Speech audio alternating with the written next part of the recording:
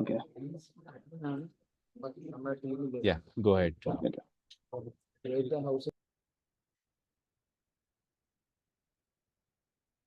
Okay.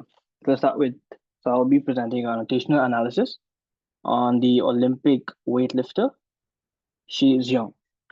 So to start with, what is notational analysis? Notational analysis is a method that is used for collecting data on athletes, sport performance during training or competitions.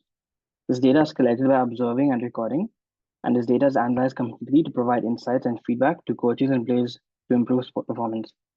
So basically, what happens is during any game, whether it's a team game or an individual sport, an athlete will be in in the game. They'll be taking shots, they'll be passing, and all of their game statistics, depending on the player and as a team, everything is collected. Either this could be done manually, electronically, and then what is done is this data is with them, and they keep this data for the future so that they can improve performance and show the athletes what went wrong, how to improve performance, how to avoid injuries, etc. Okay. So what is a manual notation system? A manual notational system involves collecting data by hand and paper without software and technology. Experts create specific criteria, technical, tactical, psychological, and physiological for the notational system to analyze performance so that they can provide feedback. This is a quick way to collect data if software is not available. However, it's prone to human error. So in a manual notation system, there's no technology involved. Maybe just in recording, or like they're looking at it and they're probably just recording the game or the specific sport, and they're manually noting down what's happening. So they're analyzing. Okay, he took 5 shots. He took 6 shots. He has dribbled here. He has covered this much area, depending on what they can see. So this is also a way of a manual notation system. And the main thing here, the key is called observation, right? Everything is just observed by them looking by the eyes. Okay. So the next is electronic notation system. What is this? An electronic notation system collects data through recording using special software and technology like Match. It allows for complex data analysis and provides quick feedback, and it can give live updates and visuals. So the key word here is recording. So let's take sports like FIFA, for example, or football. They use amateur teams. They use this software called Match. What Match does is basically provides live feedback of what's happening for the players. It shows, for example, how much area has been covered, how many shots have been taken, the amount of passes that's been taken in the box, the amount of shots taken. That's what Match does. It's just an example of a software that uses electronic notation system. Okay, so I'll be analyzing Shi is Young. A quick profile about him. He's 30 years old. He was born on October 10th, 1993 in China.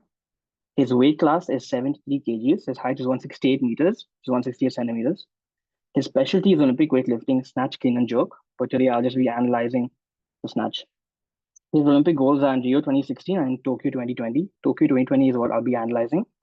His world records are the snatch, clean, and jerk, and he's won multiple titles, world championships. Okay. So I'll be doing a notation analysis on the snatch. The performance criteria is technical, which is talks about skill and technique. His tactical, which is about decision making. His psychological, which is mental factors and conditions, what's going on in his mind. And physiological, which is his physical demands, what's happening on his body, what is supporting his body, what's not supporting his body, etc. Okay, so let's start. For the performance analysis, he's done 3 lifts. For the first lift, let's talk about the technical part. It's divided into 3 parts: first pull, second pull, and catch and finish. So for the first pull, we're going to talk about his foot position, his grip width, his hip knee drive, which is basically a coordinated extension of his hip and knee. So how explosive he is in that lift. So the more explosive he'll be, he'll have a better hip knee drive. What's his back position? We're going to talk about whether he has a flat back, angled back. What's the bar path? How smoothly the bar travels, whether it's smooth, whether it's static. We're going to talk about that. We're going to talk about his second pull, which involves hip extension, his shoulder shrug, body position, and bar path. And in the last part of the snatch is his catch and finish when he holds the bar on top. That we're going to be talking about his landing position, his joint alignment, hip knee drive, and bar position. Okay, so for the first lift, what he did was he attempted 158 kg snatch. And what that involved was the technical analysis part. So in the first pull, as you can see on the right here, he had a wide and stable stance. Okay, so this may ensure that he had a good stance so that he had stability throughout his body. The grip that he was using was a shoulder width grip. Also important to note that he had a hook grip, which means you wrap your thumb around the bar. So it's a hook grip. It's quite strong, so it doesn't allow the bar to slip and avoids any injuries. Okay, he had explosive hip and knee drive. When we talk about it, it's a coordinated extension with the hip and knees. So that was a very explosive, which allowed him to pull faster. And the bar path was very smooth. It looked like it was one fluid motion. He didn't stop somewhere or he wasn't holding it in a static position for too long. Everything was a quick and fluent motion. In the second pull, he had a powerful hip extension. He had a high shoulder shrug, so he made sure that he was standing still. He pulled his shoulders back so he could lift the bar up. His torso was upright, his arms were fully extended, and the bar path was close to his body. So it's important to know that the bar path wasn't too far away from him, so he wasn't able to control that. It was close to him so that he was able to control the bar and not too far away, that the weight would be unequally distributed. And the last part, his catch phase, he had a stable landing. He had locked elbows to ensure that all his joints are tightly locked to avoid any instability in his joints. His hips and knees were slightly bent. So it's important to know that his knees were slightly bent so that avoided any specific injuries that can happen when you lock your knees. If the weight's too heavy, it's not going to be able to withhold that. All of the pressure of the weight would have been on the knee, on the joint. So what this does was his quad muscles took the load, and he had slightly bar overhead and he was stable. This was the technical part. When we talk about the tactical part, and also it's important to know that in the performance analysis, when I'll be mentioning all of the parts, they all work in unison together. So I might be mentioning one or two things that sound similar, but they all work in unison together to make sure that this lift actually happened and why he was successful in this lift. So still talking about the same lift, when we talk about his tactical and psychological. So that's divided into three parts: his weight selection, which is the weight that he chose, which is 158 kgs; pacing, which is how did he pace, how long did he wait till he picked up the bar, why did he wait, and what is his mental condition? Was he focused? Was he unfocused? Was he sweating? What was going on in his mind? So for the lift one, he chose a strategic weight. He chose 158. This was not too heavy. And in the video, he seemed very confident that he could lift this weight. So it wasn't too heavy for him, and also it wasn't too light. He had an effective pacing, which means he waited down for about 2 to 3 seconds before lifting the bar. And he had exceptional focus. He was very loud when he lifted up the bar, which showed mental toughness, and he had high self confidence. So when we talk about effective pacing, of course, he uses lower energy expenditure during the early stages of the lift. So we talked about lift one. He's not using much energy to lift the bar up. He has mental focus. He had exceptional focus and mental toughness to execute under pressure. Obviously, there are a lot of people watching, so there's a lot of pressure involved. His competitors are in the back, so he had to maintain a very calm, composed posture towards his lift. Okay, so when it comes to the physiological, we're talking about the body. So we're talking about his first pull, second pull, catch, and finish. In lift one, he had a strong lower body and upper body with explosive power, flexibility, and coordination. So when we talk about coordination, here, we're talking about his hip knee coordination. The hip knee drive was coordinated well. He coordinated his timing perfectly, so where he had to slip underneath the bar so he could catch the bar.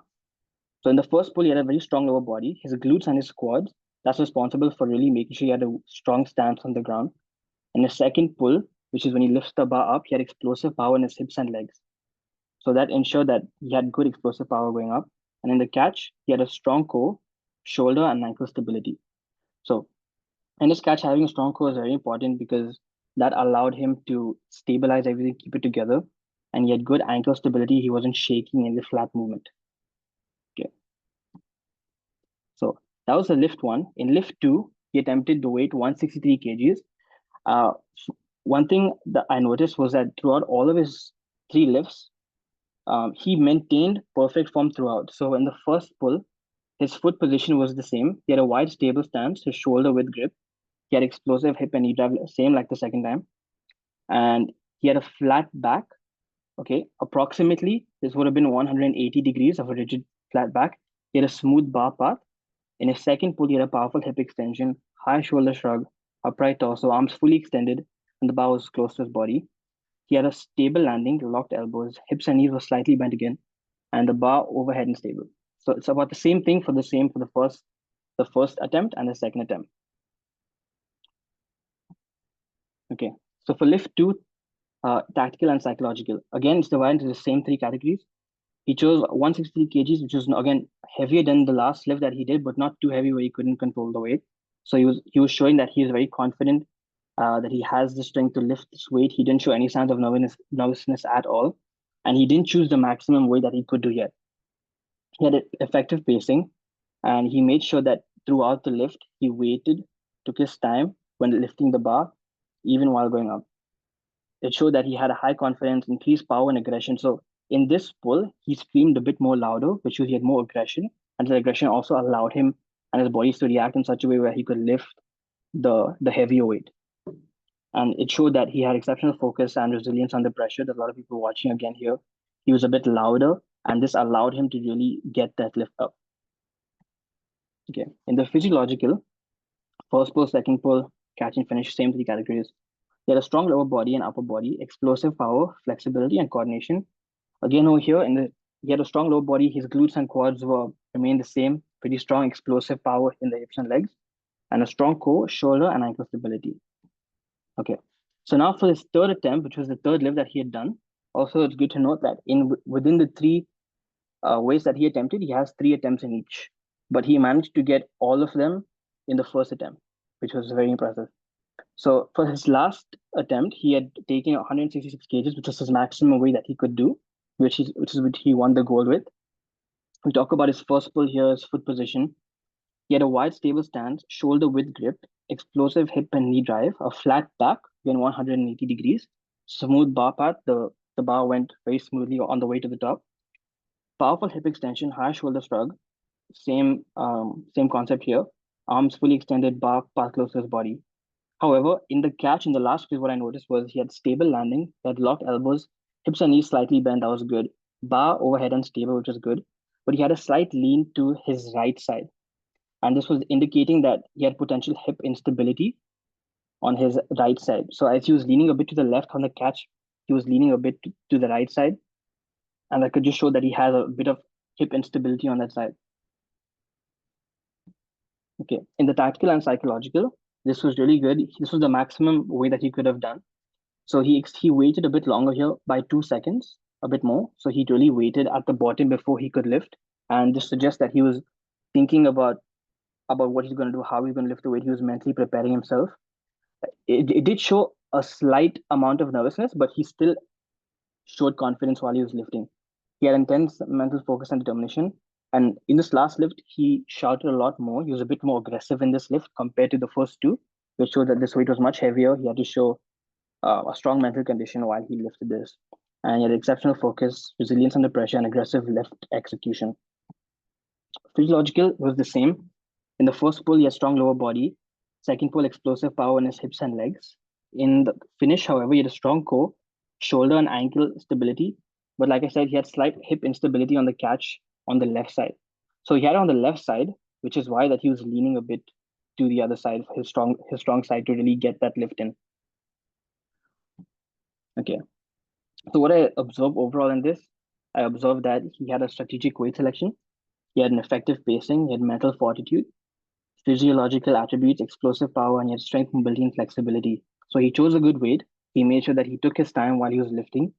He showed that he was mentally tough. He was very aggressive in the way that he lifted the weight. And physiological attributes, obviously his muscle definition, he had a lot of good muscle hypertrophy, which allowed him to lift that weight higher. He had good explosive power in the hips and knees specifically to get that weight up. And he showed strength and mobility and flexibility in his joints as he was holding the weight higher. Okay, so some of the feedback. So in the technical execution, she demonstrates consistent technique throughout each phase of the match. His powerful hip drive creates significant momentum, helping with the lift. The bar part remains smooth and efficient, minimizing energy loss. So because it was a smooth motion, there was no energy loss. He wasn't waiting to take the bar up. Everything was very efficient. He had a stable and controlled catch, and he secured the bar overhead with proper form. While he held the bar up, he wasn't moving a bit to the left or right. He had a very strong grip on the bar. And his strategy and physical attributes. He had an effective weight selection. He chose a weight that wasn't too heavy. Towards the last lift, he chose his maximum weight that he could do. He showed good tactical decision making, and his pacing allowed for more energy conservation. So as he waited at the bottom, he waited so that allows a little bit more recovery time before he really lifts the bar, optimizing his performance. He had an excellent explosive power as soon as he lifted the bar. So he lifted with such high intensity that allowed him to put the weight over his head. And this allowed for his body positioning to be really good. Okay. So what was the improvements for the future? So obviously we talked about the instability that he had. So she could focus on enhancing his hip stability to further strengthen his catch phase. All other areas of his hips were really good. But if I could just point based on the analysis that I've done, in the video he was leaning a bit to that left side. So that shows that he have a bit hip instability. He could do exercise targeting the sagittal, frontal, and transverse planes because he was in all of these planes of motion, primarily in the sagittal uh, plane, but he could improve his hip hip flexion, extension, abduction, adduction, and core stability work will really help in this area and allowing his hip stability to be better. So he'll have good hip stability. He won't have any instability in this area. He'll have a strong his hip plexus will be strengthened, his glutes will be strengthened. That will allow him to really improve in the future to allow this instability not to happen again. So why did I choose this performance criteria? So let's talk about the technical skill first. One was the relevance. It's essential for assessing the quality of movement execution, reliability. It can reliably be assessed with the video analysis and expert judgment. And three was validity. So directly measures the technical aspect of performance. Next was tactical awareness. But the relevance, it was crucial for understanding the decision making and strategic play, what was happening, and reliability. It can be assessed through video analysis and expert judgment, but it may be subjective because obviously it is a manual notation system. And validity directly measures strategic decision making and game sense. In the physical performance, in terms of relevance, it's important for assessing the physical demands of the sport. So when you're talking about what the sport demands, so in your legs, for example, it's primarily a glute and leg focus on the way on the bottom. But as he goes into a second pull, it depends on the upper body strength to maintain that position. So it talks about what are the demands that the sport needs, which is why that this can help people in the future to analyze like, okay, if his legs aren't strong enough, he won't be able to really lift the bar. And it can be measured objectively using physiological measures like his heart rate, blood lactate, or subjective ranges. Validity directly measures the physical performance characteristics. And last was the psychological factors. So in relevance, it's significant for understanding the mental aspects of the performance, what it takes to really execute the performance, what's happening, what's your mindset in that time of lifting. It can be assessed through self-report questionnaires. So after the lift's done, we can ask the athlete what went through their mind while they were lifting, and then we can compare that with the video that we analyze, how the facial expressions, etc. And for the validity, it can be challenging to measure directly, but it can be inferred from performance outcomes and behavioral observations. So we can observe his behavior and we can look at his performance overall to measure this. Okay. Then it was time constraints. The time required to conduct notation analysis can be significant, especially for complex sports. Using automated systems or simplifying the coding scheme can help reduce the time burden. And data analysis. The analysis of notational data can be complex, requiring specialized software and statistical techniques, which is why a manual notation system is good compared to the uh, electronic notation system. Yeah, thank you.